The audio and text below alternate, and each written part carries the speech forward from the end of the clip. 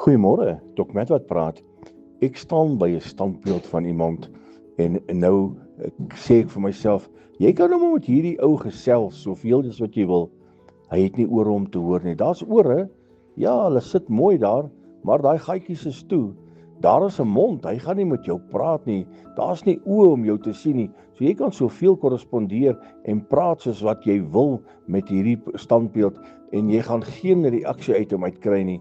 En ek dink partykeer is dit so, ons as mens is so dat ons nie meer die stem van die Here hoor nie, want ons ore is toe. En ons het 'n mond, maar ons praat nie met hom soos wat ons moet nie. Ons luister nie as hy praat nie. Ons luister na die invluistering van die Heilige Gees nie. My vriend, ons moet ons ore spits. Wanneer die Koning van Konings praat, dan moet ons kan hoor wat hy sê. En ons moet met hom terug kan praat.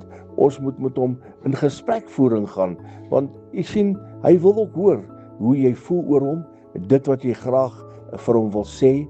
En my liewe vriend, ek wil jou bemoedig, hou oop jou ore, maak oop jou mond, gesels met die Koning van Konings, en dan kyk jy, dan sien jy met jou geestelike oë, dit wat hy vir jou beplan, dit wat hy vir jou instoor het.